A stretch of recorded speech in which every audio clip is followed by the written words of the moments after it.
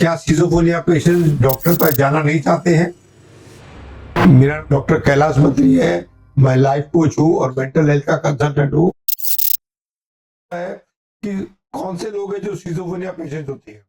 वही लोग होते हैं जो दुखी होते हैं, डिस्टर्ब होते हैं, लाइफ में फेलियर रहता है, कॉन्फिडेंस की कमी रहती है, रिजेक्शन की फीलिंग रहती है, दुख से भरे हुए रहते हैं, डर से भरे हुए रहते हैं, गुस्से से भरे हुए रहते हैं। ये वही तो लोग हैं। और ये कौन सी स्टेज पे ऐसी पोजीशन आती है? जब बीमारी का फर्स्ट स्टेज होता है तब तो पेशेंट खुद बोलता है माँ बाप को कि मेरे को डॉक्टर पे लेके जाओ, मेरी तबीयत खराब है, मेरे को रात को नहीं आ रही है, मेरे को कुछ दिख रहा है, कुछ हेलोसिनेशन हो रहा है, मेरे को वो खुद बताता है। और इनिशियली सब आना चाहते हैं, मगर 4-5 साइकियाट्रिस्ट पर अगर लेके जाओ उसके बाद में वो आपके साथ कोई भी डॉक्टर पर आने को तैयार नहीं होती। और साइकियाट्रिस्ट उनको ऐसी दवाई देता है जो वो खाना नहीं चाहते हैं। और 4-5 ऐसे डॉक्टर को जब चेंज हो जाता है उसके बाद में वो बोलता है मेरे को डॉक्टर पर जाना नहीं है। उसको इतना मालूम है कि साइकियाट्रिस्ट के पास में मेरी बीमारी का इलाज नहीं है। एक और स्टिग्मा है कि अगर मैं साइकियाट्रिस्ट पास गया इसका मतलब मैं पागल हूं। ये दूसरा मिथ है कि अगर अगर शरीर की बीमारी है तो आप डॉक्टर पास जाते हो, घर पे फर्स्ट एड रखते हो और दवाइयां रखते हो और ट्रीटमेंट लेते हो। तो ये मन का जो रोग है इसके लिए क्यों नहीं डॉक्टर पास जाना चाहिए? हाँ, मैं तो बोलता हूँ साइकियाट्रिस्ट जाने की जरूरत नहीं है, मगर साइकोलॉजिस्ट के पास जाना चाहिए, अपनी बात शेयर करनी चाहिए। और डेफिनेटली प्रीलिमिनरी स्टेज पे हो तो साइकोलॉजिस्ट भी हेल्पफुल होते हैं। आजकल तो सभी साइकियाट्रिस्ट अपने साथ एक साइकोलॉजिस्ट को रखते हैं और दवाई भी देते हैं और उसको बोलते हैं कि तुम साइकोलॉजिस्ट से बात करो, तुम्हारा प्रॉब्लम क्या शेयर करो। मेरे पास एक पेशेंट का पेरेंट्स आया था पेशेंट के साथ में। वो बोला जब साइकियाट्रिस्ट को मालूम है कि दवाई में इसका कोई इलाज नहीं है तो दवाई देते काय को है? अब ये उनका प्रोफेशन है। आप सर्जन के पास जाओगे वो काटने की बात करेगा, आप नेचुरोपैथी के पास जाओगे वो बोलेगी दवाई की जरूरत नहीं है, मैं आपको वैसे ही ठीक करता हूँ। मगर हाँ, नेचुरोपैथी में टाइम ज्यादा लगता है और आज के दिन किसी के पास पेशेंस नहीं है। सबको जल्दी ठीक होना है। हेडेक हुआ है तो वैसे भी 2 घंटे में ठीक होता है, मगर नहीं, सबको कोई ना कोई पैरासीटामोल खानी है ताकि 5 मिनट में सब दर्द ठीक हो जाए। ये फार्मा इंडस्ट्री का जो हिप्नोटिज्म हो गया है सब जगह पे। मेरे पास भी इनिशियली जितने भी पेशेंट आते थे जो मानसिक पेशेंट थे वैसे बातचीत करते थे, फिर बोलते थे कुछ दवाई दे दो ना। मैं बोला तुमको जरूरत ही नहीं है, वो सामने से मांगते थे कुछ दवाई दे दो। ये तो सबके दिमाग में बैठा हुआ है कि बीमारी यानी दवाई। और माँ बाप की इतनी एंजाइटी रहती है कि वो बच्चे का सब अच्छा करना चाहते हैं, कोई बच्चे खराब चाहता नहीं है। तो उनके पास स्ट्रेटेजी नहीं है, उनको मालूम ही नहीं है कि क्या करने से बच्चा अच्छा रहेगा। फिर दूसरी बात आती है कि ये लोग बहुत एग्रेसिव होते हैं। नॉर्मली इनका एग्रेशन देखा गया है, एग्रेसिव वायलेंस अपने पेरेंट्स के केस में होता है या एल्डरली ब्रदर सिस्टर के केस में होता है। ये दूसरों के साथ में जल्दी से वायलेंस नहीं करते हैं। जो ऐसे कुछ पेशेंट है जो दूसरे से भी करते हैं वो बहुत कमती पेशेंट है, 10% है। 90% पेशेंट वही है बेचारे बहुत इनोसेंट है, बहुत सीधे साधे हैं, उनकी बात को सुने और समझने की कोशिश करें और थोड़ी एम्पैथेटिकली उनसे बात करें तो वो अच्छी बात करते हैं। तो मेजॉरिटी पेशेंट ऐसे नहीं होते हैं। हाँ, कुछ होते हैं ऐसे। हमारा एक पेशेंट आया था कि वो लड़की थी 30 साल की, मैरिड थी, हस्बैंड ने भेज दिया माँ बाप के पास में, वो माँ बाप लेके आए साथ में। तो हमारे सामने भी वो माँ बाप को गाली गलौज करने लगी, जो खराब से खराब गाली होती है, क्योंकि उसको लगता है कि उनको अपनी इज्जत ज्यादा प्यारी है अपने बच्चों से। और वो बच्चा बहुत हर्टफुल होता है जब लगता है कि मेरे से ज्यादा उनको समाज में इज्जत की ज्यादा पड़ी है, बहुत दुख होता है उसको। फिर दुख, जिसको दुख आएगा उसको गुस्सा आएगा ही आएगा, और गुस्सा का नेक्स्ट स्टेज है एग्रेशन या वायलेंस। तो ये तो सीक्वेंस चलता रहता है। क्या सिजोफ्रेनिया एडिक्शन को कुछ तो कोई एडिक्शन होता है? जो भी ये नशे की चीज बनी है ये बेसिकली थोड़े समय के लिए आदमी भूल जाता है कि मेरा प्रेजेंट क्या चल। एक तरह का बेहोशी में जीता है वो, मगर कुछ समय के लिए सबको चाहिए। अभी जिसको नींद नहीं आती है उसको दवाई खानी पड़ती है। वो दवाई क्या है? वो भी ड्रग्स है। और सब सिजोफ्रेनिया को कुछ तो कुछ एडिक्शन होता ही है उस समय बाद में। और एडिक्शन में होता है तो वो थोड़ा लंबा जी सकते हैं, थोड़ा खुश हो सकते हैं। अभी सवाल है, और ये एडिक्शन हमेशा बढ़ता है। जो आदमी पहली बार एक बोतल बियर की पीता है, कुछ समय के बाद में 5 बोतल पे आ जाता है। जो आदमी पहली बार में एक पैक विस्की का पीता है, कुछ समय में 3 पैक में आ जाता है। और ऐसे लोग जो जो मानसिक रोगी होते हैं, ये लोग कुछ ज्यादा ही नशा कर लेते हैं, जो कि अच्छा नहीं है और नहीं करना चाहिए बच्चों को। और माँ बाप भी उनसे बहुत चालाकी करते हैं।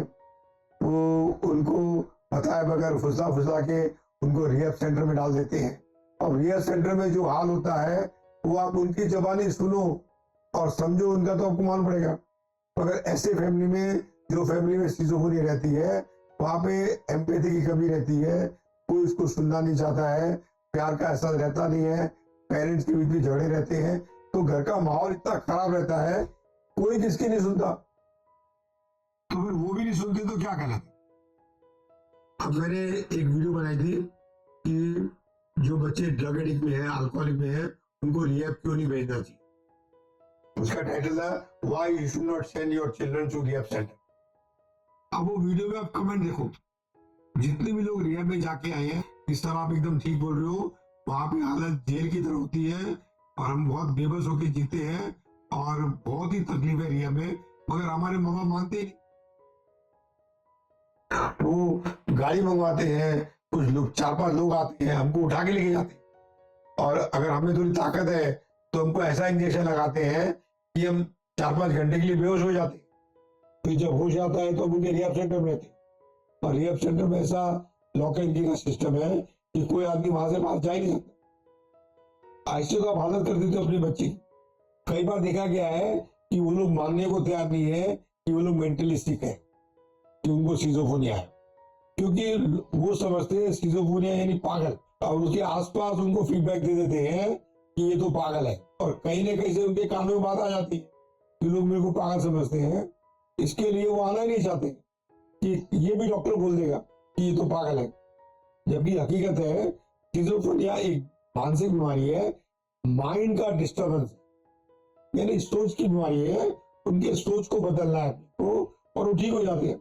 हाँ, डेफिनेटली वो पागल वर्ड से बहुत चिढ़ते हैं, और सही में वो कोई पागल नहीं है, वो बहुत इंटेलिजेंट है, मगर दुखी है, डिस्टर्ब है, डायरेक्शनलेस है, और लाइफ में उनके कोई गोल नहीं रहते हैं।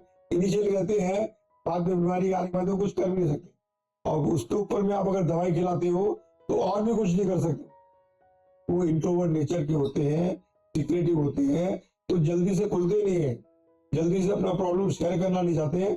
वो भी उनका पास्ट का जो एक्सपीरियंस है कि जिसके साथ भी उन्होंने बात की, वो लोग उनको पागल बोलते हैं। जो दोस्त होते हैं, जो नेबर होते हैं, जो रिलेटिव होते हैं, कजन होते हैं, वो उसको पागल समझते हैं, तो वो क्यों खुलना चाहेंगे।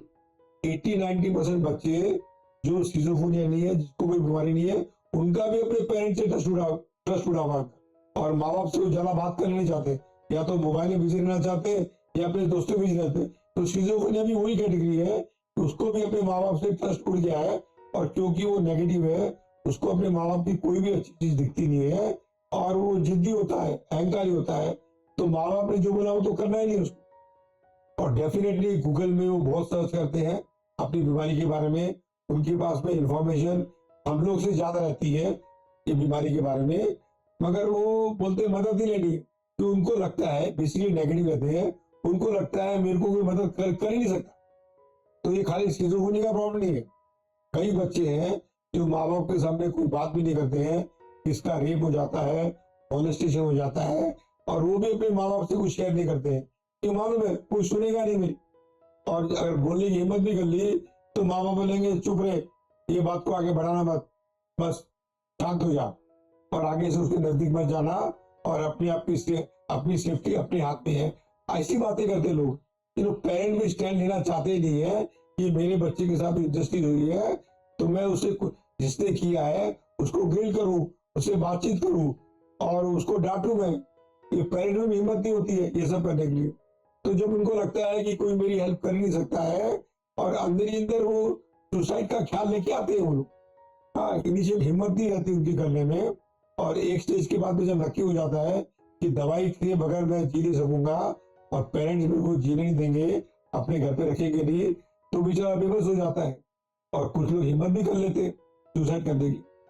मैं माँ बाप की मजबूरी समझता हूँ। माँ बाप को लगता है अगर दवाई बंद कर देगी तो ये वापस उद्यम करेगा, तोड़फोड़ करेगा, हमको सोने नहीं देगा। तो माँ बाप अपनी जगह पे राइट होते हैं और पेशेंट भी अपनी जगह राइट होता है। माँ बाप की वो सब कुछ समझाने के बाद में भी उनका बच्चा उनकी बात मानने को तैयार नहीं है, तो क्या माँ बाप ये इंक्वायरी नहीं करना चाहते? हो सकता है हमारे समझाने का तरीका ही जो वही सही नहीं है, हमारी बात किसी को समझ में आती नहीं है। आप हटूना पे देख लो, जिसकी भी शादी हो गई है 4-5 साल बाद में, शादी के 4-5 साल बाद में कोई भी एक दूसरे की बात सुनता है? 90% नहीं। हाँ, डराते धमकाते हैं तो भी थोड़ी बात सुन लेते हैं। यही कंडीशन आप लोग बच्चों के साथ करते। तो इलेक्ट्रिक शॉक देना जरा भी समझदारी नहीं है, दवाई खिलाना भी जरा भी समझदारी नहीं है। इसका ट्रीटमेंट होता है, अगर आपने दवाई नहीं खिलाई है तो 100 दिन में ठीक होते हैं। और जो आपको जो मेन प्रॉब्लम है कि हेल्यूशन, डिल्यूजन और एग्रेशन, ये भी 100 दिन में कमती होती है अगर दवाई नहीं खिलाई है। दवाई खिलाई है तो डेफिनेटली तो ज्यादा टाइम लगता है, और हमारा स्टैंडर्ड पीरियड है 1 से 3 साल के अंदर मोर देन 80% पेशेंट ठीक होते हैं। मेरा तो एवरेज पीरियड मैंने देखा है कि मेरी पहली बार कोई वीडियो देखता है सिजोफ्रेनिया की तो इंक्वायरी तो इमीडिएटली करता है फोन करके, मगर फर्स्ट कंसल्टेशन करने के लिए भी कई लोग 2 से 3 साल लगाते हैं। फिर ट्रीटमेंट भी कब आना चाहते हैं? जब सब तरह से थक जाते हैं, पेशेंट कॉपरेट करना बंद कर देता है, उनको इतना परेशान करता है कि वो रात को सो नहीं सकते हैं, घर में रह नहीं सकते हैं, इलेक्ट्रिक शॉक दिला के फिर लेके आते। अभी इतना डैमेज करने के बाद में वो हमसे एक्सपेक्ट करते हैं कि हम उसको जल्दी ठीक कर दें। हमने तो हमारी वीडियो बोला हुआ है कि सिजोफ्रेनिया पेशेंट्स को अगर आपकी दवाई चालू है तो 1 से 3 साल लगता है इसको ठीक हो। अगर दवाई नहीं चालू है तो कई पेशेंट को हम लोग 100 दिन में भी ठीक करते हैं, ये हमारा पास का रिकॉर्ड बताता। मगर दवाई चालू के बगैर रहते नहीं हो, क्योंकि आप फैमिली डॉक्टर को जाते हो, वो सीधा साइकियाट्रिस्ट को रेफर कर लेता है। साइकियाट्रिस्ट पहले दिन से ही दवाई देता है, मगर डॉक्टर जो दवाई देता है उसको नेक्स्ट डे तकलीफ होनी शुरू हो जाती और वो दवाई खाना नहीं चाहता है। और डॉक्टर आपको बोलता है इसको छुपा छुपा खिलाओ, दवाई इसकी बंद करना नहीं। और क्योंकि वो काफी वायलेंट एग्रेसिव घर पे रह चुका है तो आप उसके एग्रेशन से वायलेंस से डरते हो, और डेफिनेटली दवाई खाता है तो थोड़े समय के लिए उसका एग्रेसिव वायलेंस कमती हो जाता है, ये बात सच है। तो अगर कुछ समय के बाद में दवाई का असर खत्म हो जाता है, 2-3 साल के बाद में दवाई का असर खत्म हो जाता है, वापस वो क्यों बात होती है? तो हमारे पास भी जितने फोन आते हैं वो पहले पूछते हैं कि वापस तो नहीं हो जाएगा। मैं बोलूंगा अगर आपको बीमारी को दबाओगे और जड़ से नहीं निकालोगे तो डेफिनेटली बीमारी वापस आएगी। हम तो बीमारी को जड़ से निकालने की बात करते हैं, तो काय को वापस आएगा? नहीं, वो भी मेरी सुनते नहीं है, उनका पास का एक्सपीरियंस है। दवाई खिलाई थी, थोड़ा टाइम अच्छा हुआ था, थोड़े टाइम दवाई उसने बंद कर दी या हमने बंद करा दी, थोड़े टाइम वापस को वायलेंस, उसको गुस्सा आ गया, एग्रेशन आ गया, तो आपके साथ भी आ जाएगा। पेरेंट्स भी डरे हुए रहते, पेशेंट भी डरा हुआ रहता है। अभी पूरे डर के माहौल में, डर यानी अगर जो आदमी डरेगा उसकी सोच सकारात्मक हो ही नहीं सकती है, वो नेगेटिव ही सोचे। तो पेरेंट भी नेगेटिव है, पेशेंट भी नेगेटिव है, तो ठीक कैसे होंगे? फिर आप जब उसको थका के वो जब आपको बोलता है इसको ईसीडी का इंजेक्शन लगाना पड़ेगा, ईसीडी का इंजेक्शन है इलेक्ट्रिक शॉक, अब उसके बाद में आप लेके आते हो तो उसकी कितने नसें डैमेज हो जाती है। तो एक बार तो मेरा बच्चा आया था, वो कम से कम 20 इलेक्ट्रिक शॉक लेके आया 3 साल, अब उसके अंदर कोई जान ही नहीं रही और इतना नॉन कॉम्पिटिटिव था कि हमको भी उसको बोलना पड़ा कि इसको बहुत टाइम लगेगा ठीक।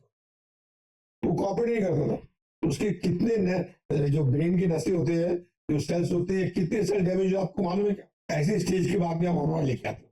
चलो आज ये वीडियो यहाँ पे एंड करते हैं और फिर दूसरी वीडियो के साथ फिर आएंगे आपके साथ में बात।